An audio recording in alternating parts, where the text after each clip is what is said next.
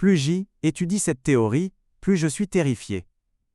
La théorie de l'univers holographique dit que l'univers est en fait projeté à partir d'une frontière bidimensionnelle.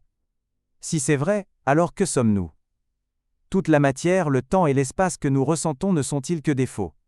Si tout cela n'est qu'image, que signifie alors toute notre connaissance de l'univers? L'univers holographique est à la pointe de la cosmologie moderne. Mais peut-il vraiment tout expliquer? Aujourd'hui, explorons ensemble la vérité folle cachée derrière cette théorie révolutionnaire.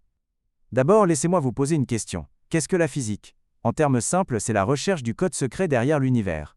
Ce code est l'élément le plus fondamental qui compose notre monde, comme les fondations d'un bâtiment cosmique. Depuis des centaines d'années, les scientifiques essaient constamment de découvrir les règles de ces éléments, essayant de comprendre comment ils fonctionnent ensemble, et font tout fonctionner. Et tout cela doit commencer par l'espace. Imaginez l'époque de Newton.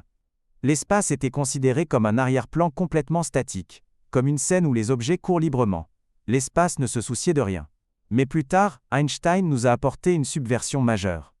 Il a dit que l'espace n'est plus rigide. Il se courbe, se déforme, et participe même activement au changement de la matière et de l'énergie. Cela nous a amené à remettre en question le concept de l'absoluité de l'espace. À mesure que cette compréhension a progressivement changé, une idée subversive a émergé. Le principe holographique.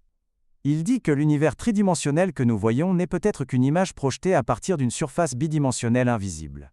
Bien que nous ne puissions pas voir directement cette frontière bidimensionnelle, elle peut contenir toutes les informations fondamentales de la réalité que nous percevons. Cela remet en question notre compréhension de l'espace. L'espace n'est peut-être pas la chose la plus fondamentale de l'univers. Il peut émerger d'une structure plus profonde. Et le concept d'émergence explique cela parfaitement. Émergence fait référence à des éléments simples produisant des phénomènes complexes par interaction. Le temps, l'espace et les lois physiques que nous percevons ont pu émerger de cette manière. Ainsi, selon le principe holographique, l'espace et le temps tridimensionnels ne sont en fait pas les fondements de l'univers. Ce ne sont que des phénomènes qui émergent de cette frontière bidimensionnelle. Mais dès que nous parlons d'informations sur une frontière seconde, nous devons penser aux trous noirs. Tout le monde sait que les trous noirs peuvent tout avaler, même la lumière ne peut pas échapper. On dirait un puissant fond dans l'univers. Mais vous n'auriez peut-être pas pensé qu'il joue en fait un rôle crucial dans cette théorie. Ici, nous devons remercier Hawking et Bekenstein, ces deux géants. Ils ont un jour étudié les trous noirs en profondeur, essayant de combiner la mécanique quantique et la relativité pour comprendre la thermodynamique des trous noirs. En conséquence, ils ont découvert un fait choquant. Un trou noir n'est pas la fin de l'entropie, mais un maillon clé dans le flux d'informations et d'énergie. En parlant d'entropie, elle représente généralement le désordre. Mais dans le contexte d'un trou noir, le sens de l'entropie a changé. Ce n'est pas seulement une mesure du chaos. C'est devenu un voile cachant les informations à l'intérieur du trou noir. Vous voyez, lorsque la matière tombe dans un trou noir, elle semble disparaître de notre univers. Mais la question est, où sont passées les informations portées par cette matière? La découverte de Bekenstein a été encore plus étonnante. Il a dit que l'entropie d'un trou noir n'est pas proportionnelle à son volume, mais à sa surface. Cela signifie que ce qui peut contenir la plus grande quantité d'informations n'est pas le volume de l'espace, mais sa surface. Cette découverte a fourni un soutien important au principe holographique. En d'autres termes, toutes les informations de l'univers peuvent théoriquement être compressées sur une surface bidimensionnelle. Les recherches de Hawking et Bekenstein suggèrent une vision audacieuse. Tout ce que nous voyons, que ce soit des particules, des forces, ou l'espace et le temps, n'est peut-être pas le fondement de l'univers, mais émerge d'une structure bidimensionnelle plus profonde. Beaucoup de gens pourraient être curieux. Puisqu'ils ne sont pas le fondement de l'univers, comment sont-ils apparus? Un chercheur du nom de Juan Maldacena a donné une réponse importante à cette question. Il a proposé une théorie appelée la correspondance ADS-CFT. En termes simples, elle révèle un lien profond entre deux espaces apparemment sans rapport dans l'univers. Dans sa théorie, un type d'espace appelé espace anti-de Sitter, ADS, et la théorie des champs conformes, CFT à sa frontière, ont une relation symétrique. Cela peut sembler compliqué, mais son cœur est que grâce à cette dualité, nous pouvons trouver des informations décrivant un espace de dimension supérieure, dans un espace de dimension inférieure. En d'autres termes, l'espace tridimensionnel de l'univers n'est peut-être qu'une projection d'une structure bidimensionnelle. Cette théorie a fourni un soutien solide au principe holographique et nous a également amené à repenser la structure de l'univers. Même la nature du temps et de l'espace n'est peut-être pas aussi directe que nous le pensions. Ce ne sont peut-être que des phénomènes qui émergent d'une structure bidimensionnelle plus profonde. Nous savons maintenant que l'univers ressemble à un tout complexe, mais sa complexité n'existait pas depuis le début. Au contraire, l'univers s'est formé progressivement par l'accumulation et émergence de couches d'informations. Ces informations n'étaient pas apparentes depuis le début, mais ont progressivement révélé les galaxies, la matière et la gravité que nous voyons. Vous pouvez considérer cela comme un ensemble de sphères imbriquées de différentes tailles. Chaque couche de la sphère représente une échelle différente. Les informations les plus internes sont les plus détaillées et les plus complexes. À mesure que nous regardons vers l'extérieur à partir de ces minuscules couches, les informations commencent à se simplifier, formant finalement la grande structure cosmique que nous voyons. C'est comme regarder un tableau. De près, vous pouvez voir chaque coup de pinceau et chaque détail. Mais lorsque vous regardez de loin, ces détails convergent progressivement en une image complète. Ces détails sont les composants les plus fondamentaux de l'univers. Ils façonnent chaque particule, chaque force, et même le temps et l'espace eux-mêmes. C'est comme regarder une mosaïque.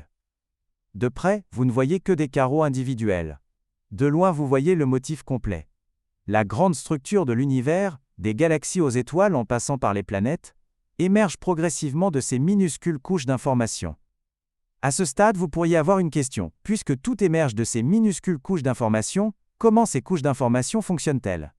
En fait, c'est une caractéristique importante du modèle holographique. Tout cela est étroitement lié à un concept philosophique appelé démocratie ontologique. Cela signifie que la frontière bidimensionnelle de l'univers et l'espace tridimensionnel que nous percevons n'ont peut-être pas de relation de supériorité-infériorité en essence. Ils coexistent sur un pied d'égalité. En d'autres termes, le codage de l'information bidimensionnelle de l'univers et l'espace tridimensionnel que nous percevons quotidiennement ne sont pas indépendants l'un de l'autre. Ils interagissent et façonnent conjointement notre compréhension de l'univers. La signification de ce point de vue est que les interactions complexes des galaxies, des étoiles et des planètes de l'univers que nous voyons n'existent peut-être pas indépendamment, mais sont des manifestations des lois fondamentales sur cette frontière bidimensionnelle lointaine et invisible.